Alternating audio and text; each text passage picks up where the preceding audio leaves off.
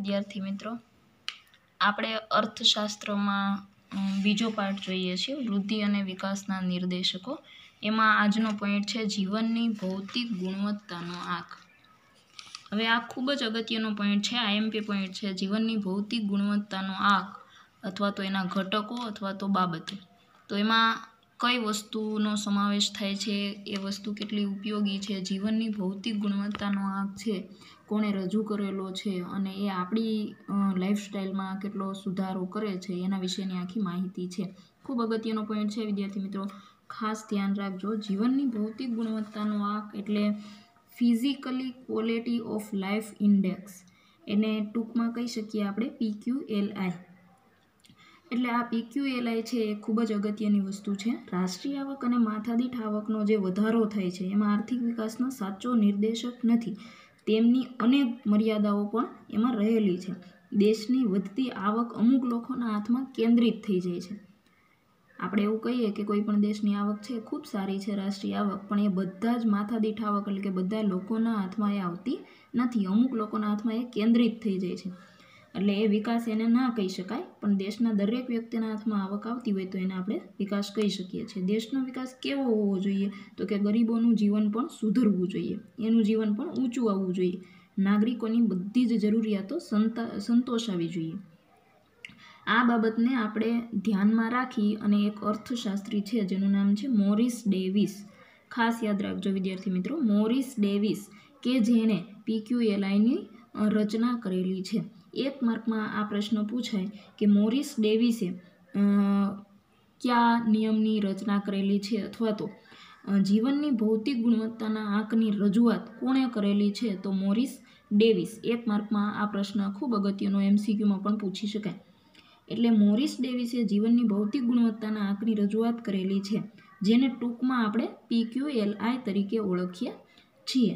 તો આ જે વસ્તુ છે કે PQLI છે એ physically quality of life index, માણસની જીવન જીવવાની જે શૈલી છે એની ક્વોલિટી કેવી છે, જીવનની ભૌતિક ગુણવત્તા કેવી છે એના વિશેની માહિતી છે. જીવનની ભૌતિક ગુણવત્તાના આંકમાં 3 મુખ્ય બાબત સમાવેશ થાય છે. એક છે શિક્ષણ, એક છે અપેક્ષિત આયુષ્ય અને ત્રીજું છે બાળ મૃત્યુ દર. જીવનની ભૌતિક ગુણવત્તાના આંકમાં ઘટકો મુખ્ય 3 છે. એક છે શિક્ષણ, બીજું અપેક્ષિત આયુષ્ય અને ત્રીજું છે બાળ મૃત્યુ દર. કોઈ પણ દેશમાં આ ત્રણેય વસ્તુની કમ્પેરિઝન કરવામાં આવે છે. આ ત્રણેય વસ્તુમાં સારી બાબત હોય છે, એટલે આપણે કહી શકીએ કે જીવનની ભૌતિક ગુણવત્તા છે એ ખૂબ સારી છે.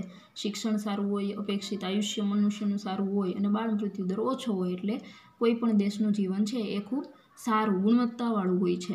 હવે PQLI એટલે શિક્ષણનું પ્રમાણ પ્લસ અપેક્ષિત આયુષ્ય પ્લસ બાળ મૃત્યુ દરનો આંક, આ એનું સૂત્ર છે.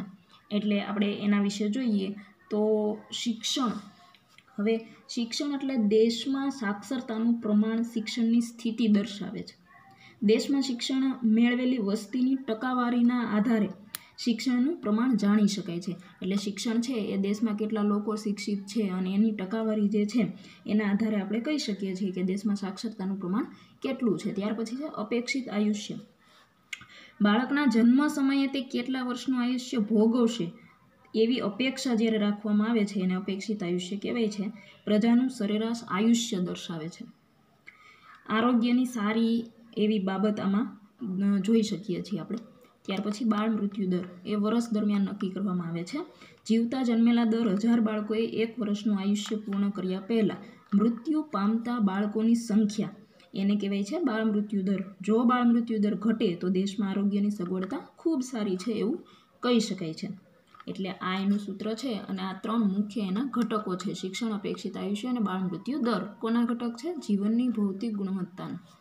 ત્યાર પછી વિદ્યાર્થી મિત્રો આપણે આ 3 જ વસ્તુ કેમ એમાં સમાવેશ થાય છે, બીજું કોઈ વસ્તુ કેમ નહીં, તો આ 3 જ બાબત કેમ, તો એના વિશે આપણે જોઈએ. પહેલું છે વિશ્વાસપાત્ર આંકડાઓ, બીજું છે પરિણામ છે અને ત્રીજું છે વસ્તુલક્ષી છે.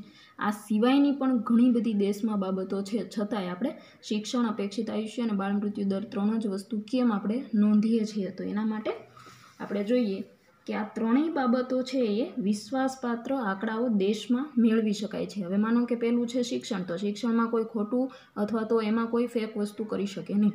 કારણ કે શિક્ષણ છે એ બધાને લીગલી એની ડિગ્રી મળેલી હોય છે એટલે ખબર પડી જાય કે શિક્ષિત વ્યક્તિઓની સંખ્યા કોઈ પણ દેશમાં કેટલી છે. ત્યાર પછી છે બીજું અપેક્ષિત આયુષ્ય. તો એના આ નિર્દેશક જે છે એનું પરિણામ છે. અપેક્ષિત આયુષ્ય છે એમાં કોઈ ખોટું ના બોલી શકે કે આટલા વર્ષની ઉંમર સુધી જ અમે જીવી શકશું, અમારા દેશના લોકો છે એ આટલા વર્ષ સુધી જ જીવશે, એવી કોઈ ખોટી વસ્તુ શક્ય જ નથી. એટલે એનું પરિણામ દર્શાવે છે.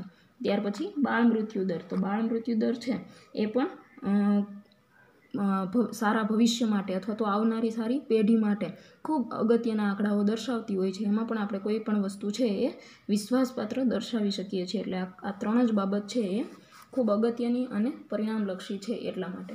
ત્યાર પછી એની ખૂબ અગત્યની બાબત છે જીવનના ભૌતિક ગુણવત્તાના આંકની રચના. ખૂબ અગત્યની વસ્તુ છે. તમને વિભાગ સીમાં પૂછાય તો આટલી વસ્તુ લખવાની છે. હવે એની અગત્યની બાબત કઈ છે તો એ પણ આઈએમપી છે. એની મહત્વની એની રચના કઈ રીતે કરવામાં આવે છે તો દરેક નિર્દેશક એમાં 3 વસ્તુ આવી જાય છે: શિક્ષણ, આયુષ્ય અને બાળ મૃત્યુ દર. તો એમાં 100નો ભાર એટલે કે વેઇટેજ એને આપવામાં આવે છે. હવે 100નો ભાર એટલે શું? તો કે કોઈ પણ દેશમાં 100% શિક્ષણ છે, કોઈ પણ દેશમાં 100% આયુષ્ય સારું છે, કોઈ પણ દેશમાં 100% બાળ મૃત્યુ દર ઘટે છે. એમાં 100નો ભારાંક એને આપવામાં આવેલો છે. ત્યાર પછી દેશની તે નિર્દેશની કામગીરીના આધારે 0 થી 100ના આંક વચ્ચે એને ગુણવામાં આવે છે.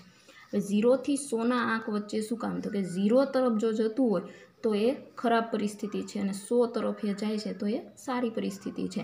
ટૂંકમાં શિક્ષણ છે એ 0 તરફ જતું હોય તો એ ખરાબ બાબત દર્શાવે છે, અથવા તો 100 બાજુ જાય છે તો એ કોઈ પણ દેશ અથવા કોઈ પણ રાજ્ય છે એ 100% સુધી એ વસ્તુ ક્લિયર કરે છે અથવા તો ખૂબ સારી વસ્તુ એની ગુણવત્તા દર્શાવે.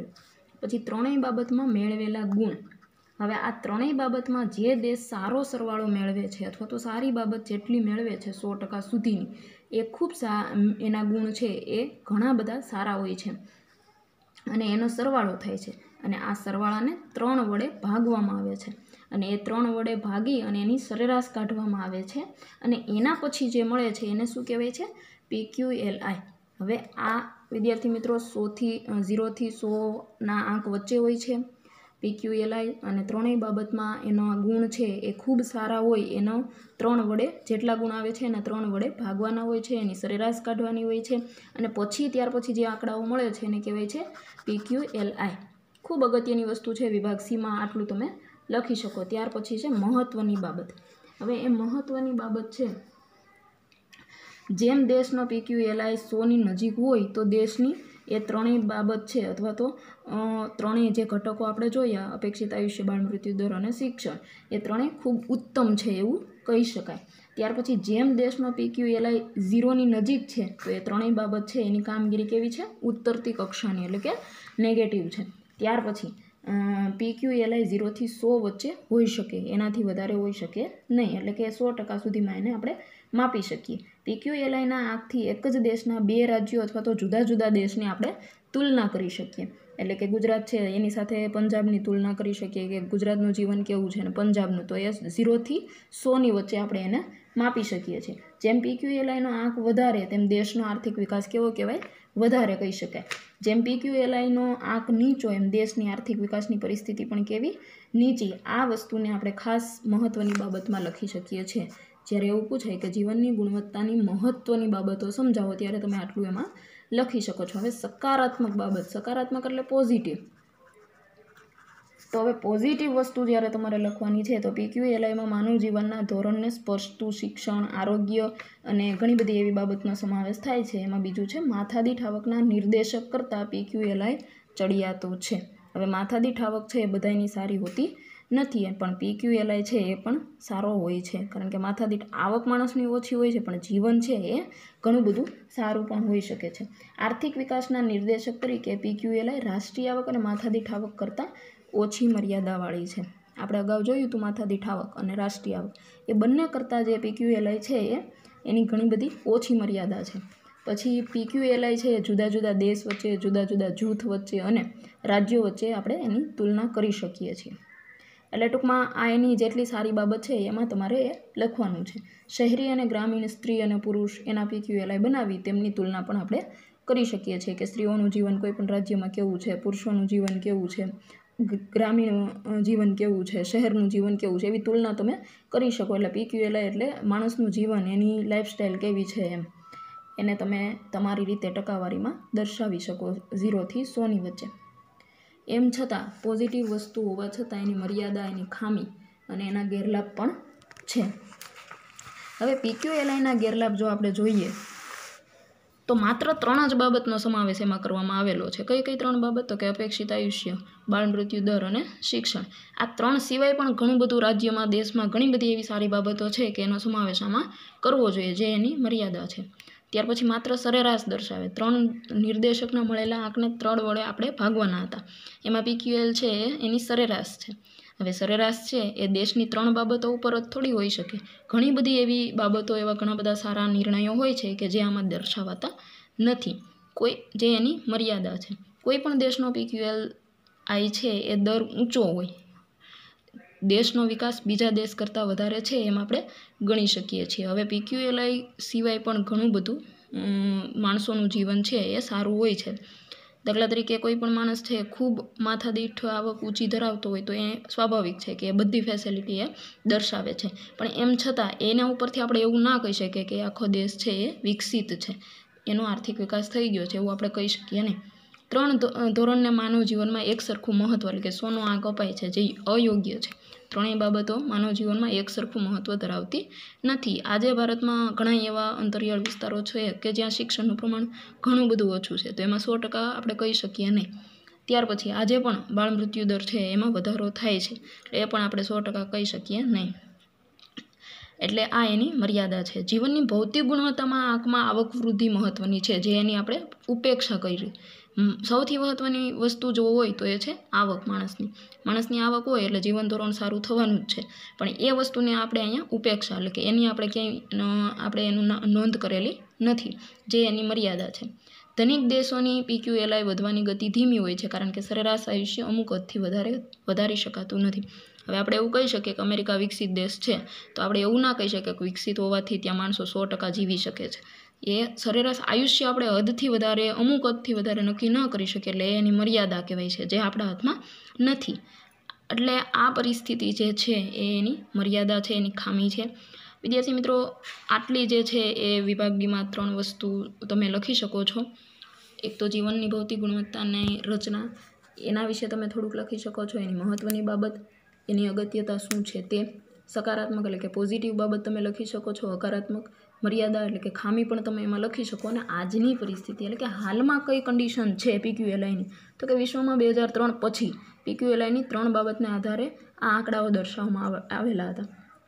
બીજી પણ 3 બાબતોનો સમાવેશ કરી અને જીવનની ગુણવત્તાનો આંક છે એ QLI તરીકે એને ઓળખવામાં આવે છે. પણ એ 2003 સુધીમાં, પણ હવેની પરિસ્થિતિ છે એમાં PQLI તરીકે જ આપણે એને ઓળખીએ છીએ. તો વિદ્યાર્થી મિત્રો, આ જે વસ્તુ છે એ જીવનની ભૌતિક ગુણવત્તા, એનો આંક છે, એને આપણે ખૂબ સારી રીતે PQLI વિભાગ ડીમાં 3 માર્કમાં જો તમને પૂછાય તો તમે અહીંથી લખી શકો છો. જીવનની ભૌતિક ગુણવત્તાનો આંક, એના મુખ્ય ઘટકો છે શિક્ષણ, અપેક્ષિત આયુષ્ય, બાળ મૃત્યુ દર, પછી PQLIનું સૂત્ર શિક્ષણનું પ્રમાણ પ્લસ અપેક્ષિત આયુષ્ય પ્લસ મૃત્યુ દર. અને 1 માર્કમાં તમે એવો પ્રશ્ન પણ લખી શકો છો કે મોરિસ ડેવિસ છે કે જેણે PQLIની રચના કરેલી છે, એમાં મુખ્ય 3 જ બાબત કેમ, તો આપણે એની પણ પોઝિટિવ વસ્તુ દર્શાવવાની છે. ત્યાર પછી જીવનની ભૌતિક ગુણવત્તાના આંકની રચના, એમાં 100નો ભાર આપણે દર્શાવવાનો છે. 0 થી 100%ના આંક વચ્ચે જ આ વસ્તુ લેવાની છે. 3 બાબતનો જે આપણને સરવાળો મળે છે એને 3 વડે ભાગવાનો છે, પછી એની સરેરાશ કાઢવાની છે.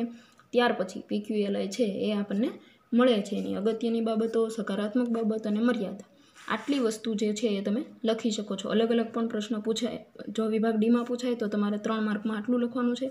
વિભાગ ઈમાં 5 માર્કમાં જ્યારે પૂછાય તો તમારે જીવનની ભૌતિક, જે આપણે લાસ્ટ લેક્ચરમાં જોયું હતું, જીવનની ભૌતિક ગુણવત્તામાં સુધારણા અને એમાં સમાવેશ થતી બાબત, જીવનની ભૌતિક ગુણવત્તા એટલે શું, અને બધી જ વસ્તુઓ તમારે ડિટેલમાં લખવાની હોય છે વિભાગ ઈમાં જ્યારે 5 માર્કનું પૂછાય ત્યારે. હવે મેં તમને લાસ્ટ ટાઈમ પણ હોમવર્ક આપેલું હતું અને તમારે જાતે પણ થોડીક મહેનત કરવાની હોય છે. એટલે જીવનની ભૌતિક ગુણવત્તાનો આંક, એની 3 જે મુખ્ય બાબત છે એમાં શિક્ષણ, અપેક્ષિત આયુષ્ય અને બાળ મૃત્યુ દર, એ ત્રણેયની તમારે વ્યાખ્યા તૈયાર કરવાની છે. આજનું જે હોમવર્ક છે એમાં તમારે 3 વસ્તુની વ્યાખ્યા પણ લખવાની છે. જો તમારી પાસે ટેક્સ્ટ બુક હોય તો ટેક્સ્ટ બુકમાં એની વ્યાખ્યા આપેલી છે. એટલે 3 શિક્ષણ એટલે શું, અપેક્ષિત આયુષ્ય એટલે શું, બાળ મૃત્યુ દર એટલે શું, એ ત્રણેયની વ્યાખ્યા તમારે લખવાની છે. ત્યાર પછી આ જે એની મહત્ત્વની બાબત છે એ પણ યાદ રાખવાની છે અને એની મર્યાદા યાદ રાખવાની છે. તો આ તમારું હોમવર્ક છે. વિદ્યાર્થી મિત્રો, લેક્ચર સતત જોતા રહ્યો. અધૂરા જે પાર્ટ છે એ કમ્પ્લીટ ન થાય ત્યાં સુધી તમે કન્ટિન્યુ કરો. વિડીયો જોવાનું ભૂલતા નહીં. અને તમારું જે અર્થશાસ્ત્રનું ચેપ્ટર છે બીજું, એ હવે બસ નેક્સ્ટ લેક્ચરમાં કદાચ પૂરું થઈ જાય. એટલે તમે સતત આ વસ્તુ હોમવર્કમાં પણ અને થોડીક પ્રેક્ટિસ પણ ઘરે કરજો. Thank you. જય માતાજી.